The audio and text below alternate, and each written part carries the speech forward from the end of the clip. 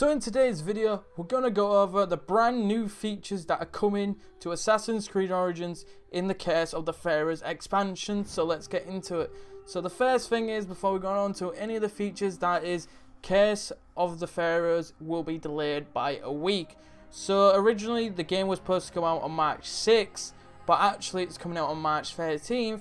Ubisoft Assassin's Creed have said that they are doing this to make sure it's polished up and ready and make sure it's ready to go, because there's quite a lot in this DLC.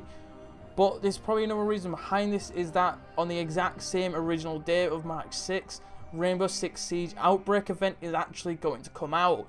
This meaning that those two games would have a DLC come out on the exact same day, meaning that it would split the Ubisoft fanbase that played both games, like myself, in two. But this also allows us to actually differ, that Ubisoft actually taking account for other products coming out of theirs, so they can be able to not take fans away from one to the other. So they're giving us a week, but basically a week between them to be able to play them both. And so that's pretty much it they're doing to make us play their games. So first, let's get right into this. So the first thing that is going to be 7 brand new skills on our way up to level 55, which is the brand new level cap. And these skills will be, there's going to be a dash boost, which is, it rewards Beyek for perfectly dodging any attack with a reward of a damage boost. So this is pretty much just giving us extra damage. Then we're going to have another one called Overpower Fury.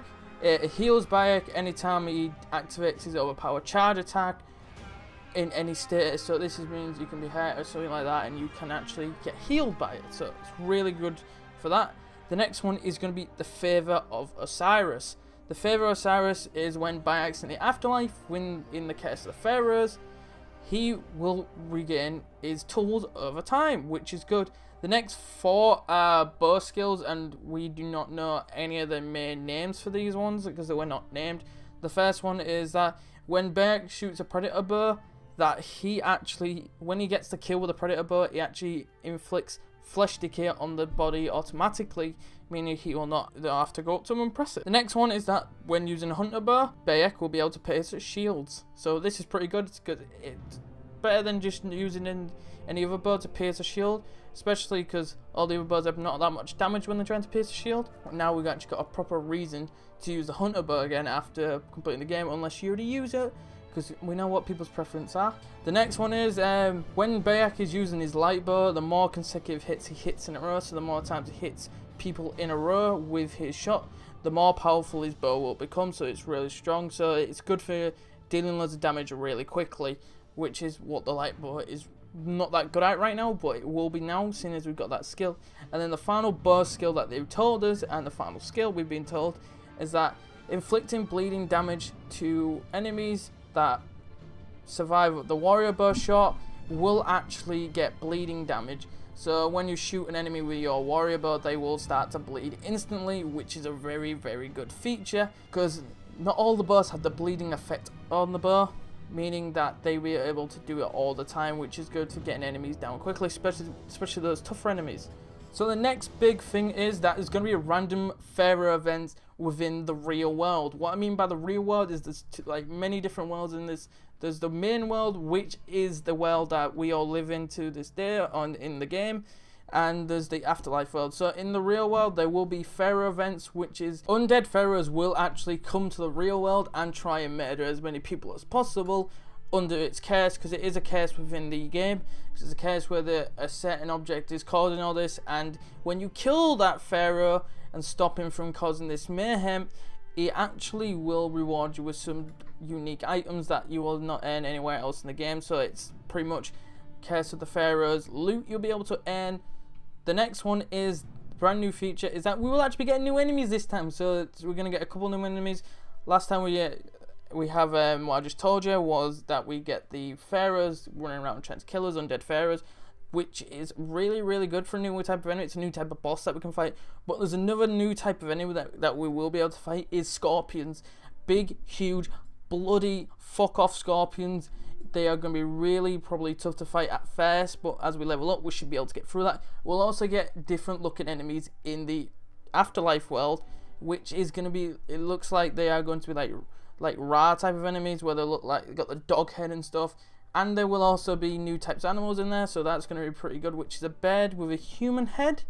And then the last type of enemy we will have is, it's an enemy from the main game that was only like in a couple side quests, is the Tomb Raiders, where they're basically raiding tombs in the real world of undead pharaohs. And the last feature that is going to be in this expansion is what I've been talking about quite a bit throughout this video, is the underworld feature. When you go to a pharaoh's tomb in the real world, you'll be able to enter a portal that will take you to their afterlife. So when you come across Nefertiti's tomb, you'll be able to go into her afterlife, and you'll be able to fire at one point as a boss battle, and you'll earn some loot from facing her. This will be related to probably the main story, because we're mainly how we even got to the afterlife and how it exists and how all this happens within Assassin's Creed Origins. This is a brand new feature. It's going to be based off on the Egyptian religion that of Field of Reeds. So when you die in Egyptian, they believed that they would go into the afterlife, but if they didn't get into the afterlife, they'd be stuck in the Field of Reeds. But we will see a Field of Reeds, and it'll be like all this like boats in these like reeds and stuff. It's really weird and messed up, and then we'll have a big throne of guessing where the pharaoh is. So that's what is going on in the afterlife. We haven't got much information on it, but there's going to be different locations in the afterlife for different pharaohs and kings and queens. So that's pretty much it for the brand new features that are coming in Assassin's Creed Origins. So as always guys, thank you for watching this video. Make sure you leave a like and subscribe, and tell me what you think of these features coming to Assassin's Creed Origins Curse of the Pharaohs. Tell me what you want to see in Curse of the Pharaohs, for like certain pharaohs you want to see, certain enemies you want to fight. But as always, I'll see you in the next one. Goodbye. On the inside, you are innocence personified, and I will drag you down and sell you out. Run away. I am cold like December snow.